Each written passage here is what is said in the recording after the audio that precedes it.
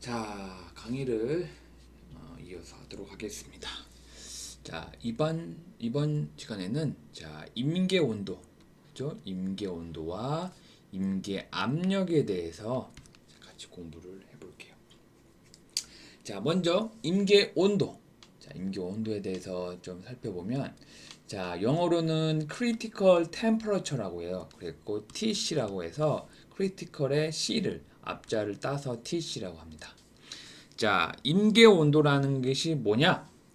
자, 특정 온도 이상에서는 아무리 높은 압력을 가하더라도 기체가 액화될 수 없는 온도. 그죠? 어떤 특정 온도에서 높은 압력을 가해도 기체가 액화가 될 수 없는 온도. 그러니까 기체가 액체로 될 수 없는 온도죠. 또 다시 말하면 어떤 물질이 액체로 존재할 수 있는 가장 높은 온도라고 우리는 말하고 있어요. 그렇죠? 그래서 우리 이 임계 온도의 존재에 관해서 좀 설명을 해보면 자, 어떤 주어진 물질에 대해서 분자 간의 힘은 유한한 크기를 가지며 온도에 무관하다.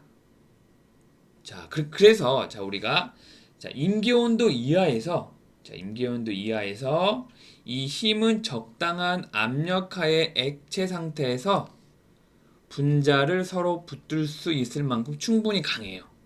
근데 하지만 TC 이상에서는 분자 운동이 활발해짐에 따라 분자들은 분자 간 힘으로부터 벗어나서 따로따로 떨어질 수 있다. 요 간의 설명이 임계 온도의 존재를 나타내고 있습니다. 알겠죠?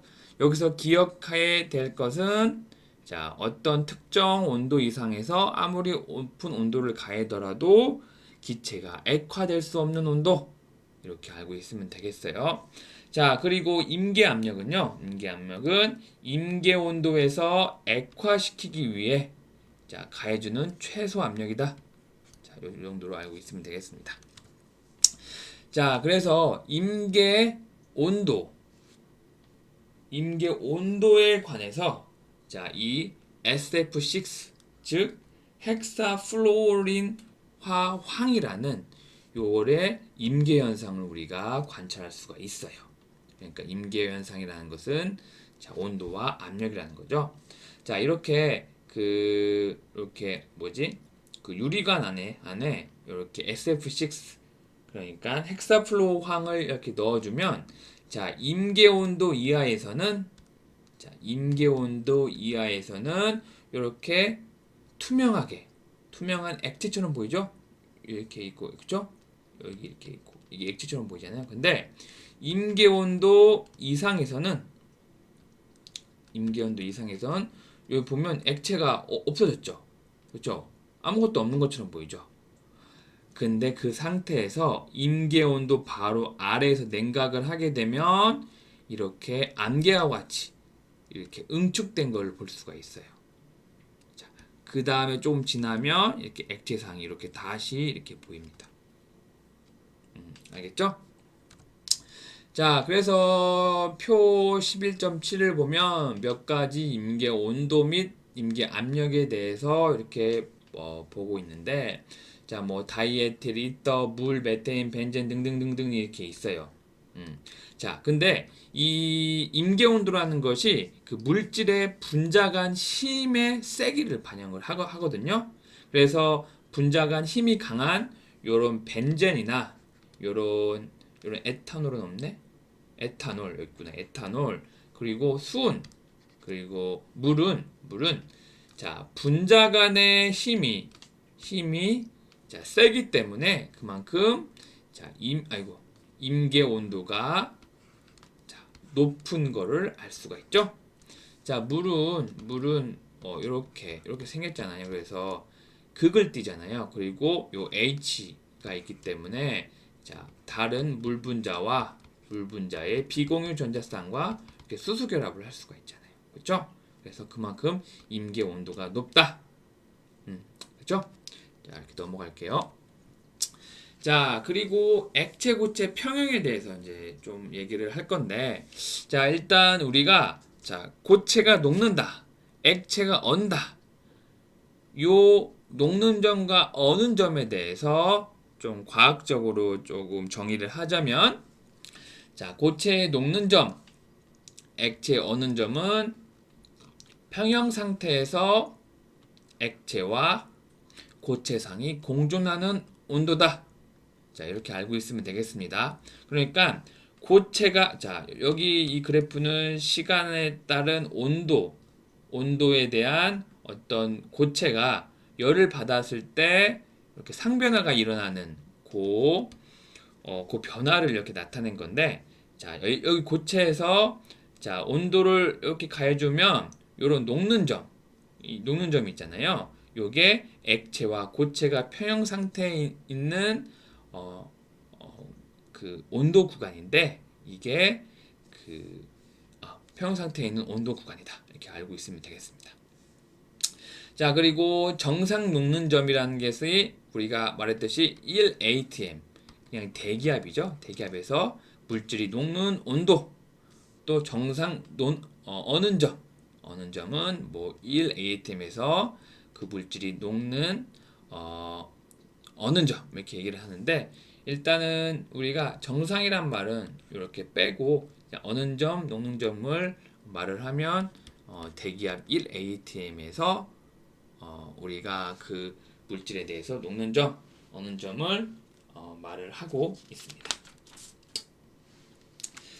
자, 그래서 아까 전에도 말했지만은 이 어떤 고체 어떤 물질이 자, 열을 흡수에 따라서 어떻게 온도 변화가 일어나는지 이렇게 변화를 나타낸 건데, 자, 일단 자, 어떤 고체가 이렇게 가열을 하게 되면 이렇게 녹는 점이죠. 이게 녹는 점, 그렇죠?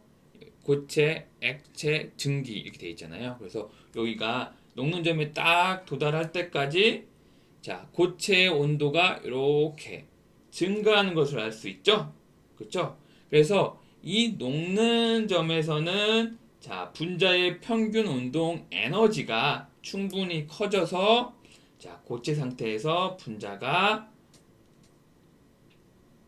서로 붙들고 있는 분자 간의 힘을 자, 이렇게 극복하기 시작을 해요. 그래서 고체상에서 액체상으로의 전이가 이렇게 시작이 되는 거예요. 알겠죠? 자, 그래서 요 AB 구간이 자, 여기가 액체와 고체가 이렇게 평형을 이루는 상태다. 즉 평형을 이룬다는 게 이런 상태예요. 고체가 액체로 상변이 되고 또 액체가 고체로 상변이 되는 요 속도가 자, 동일하다. 그래서 녹게 된다. 이런 말입니다.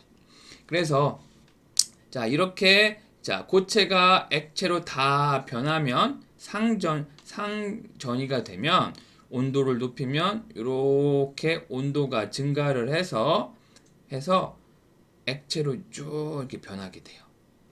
그렇죠? 그 다음에 자, 이 점은 자, 액체들 사이에서의 분자 간 인력을 끊고 증기가 되는 요 끓는 점이죠. 그래서 여기 CD 구간은 액체와 증기가 평형 상태다.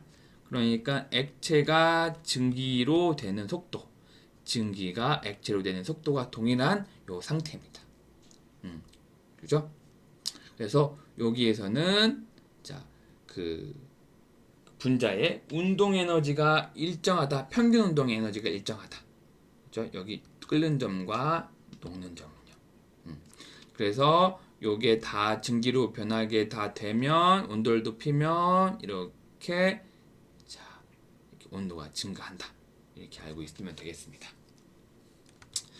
자, 그 다음에는 몰 용융열에 대해서 이제 공부를 해볼게요. 몰 용융열은 자, 영어로 몰라 히터 퓨전이라고 해서 델타 H로 나타내거든요. 그래서 앞에 몰이라고 한 것은 1몰을 기준해요.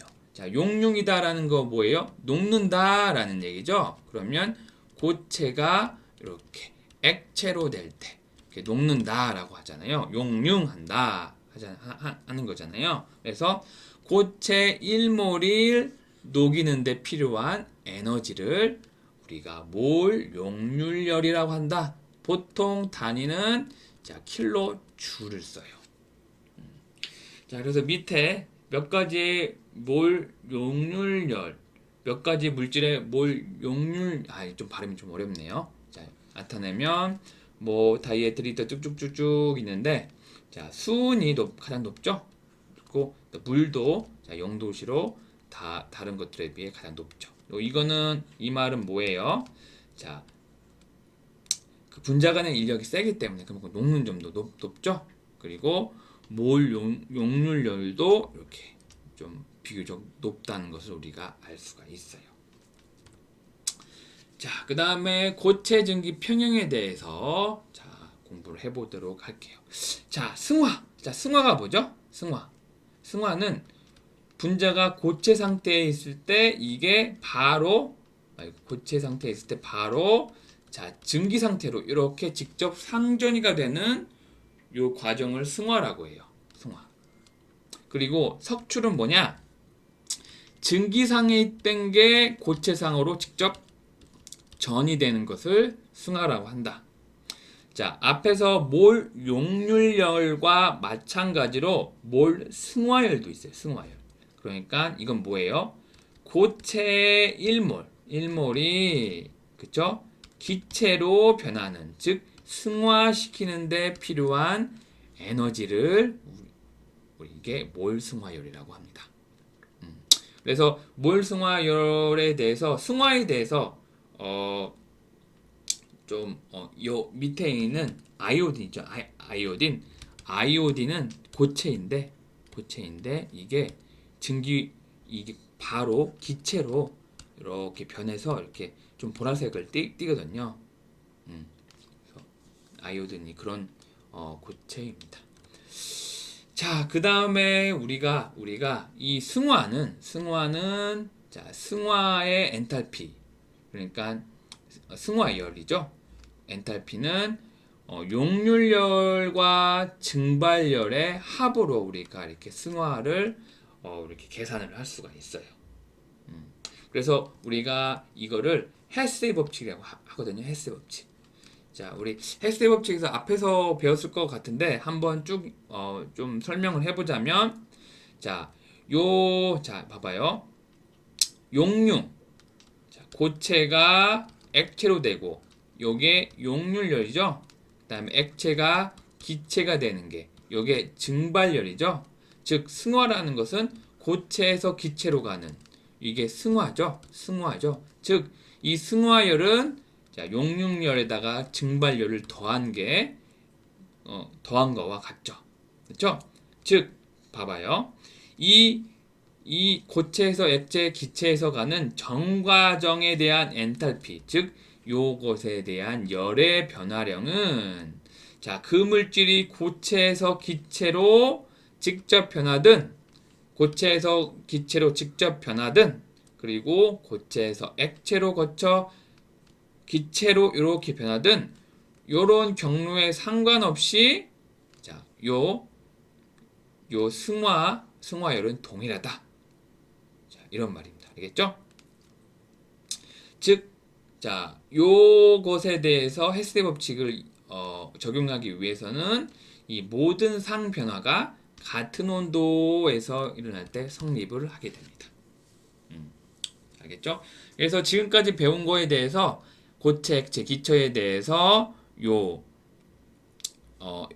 물질의 상변에 대해서 간단하게 이렇게 도식화되어 있는데, 자, 한번 보고 넘어갈게요. 자, 여기 Y축은 온도가 증가하게 되면, 고체가 온도가 증가하게 되면, 자, 융에 녹아서 액체가 되고, 액체가 다시 온도가 높아지면 기체가 되고, 그리고 기체가 온도가 좀 낮아지면 액체로 변해서 응축이 되고, 그리고 액체가 다시 온도가 낮아지면 응고가 된다. 그리고 고체에서 기체로 마로 상전이가 일어나는 것을 승화라고 하고, 기체에서 고체로 바로 이렇게 상전이가 일어난 것을 석출이라고 한다. 자, 이렇게 알고 있으면 되겠습니다. 자, 그러면 예제 11.8. 자, 문제를 한번 풀기 전에 잠깐 끊고 가도록 하겠습니다.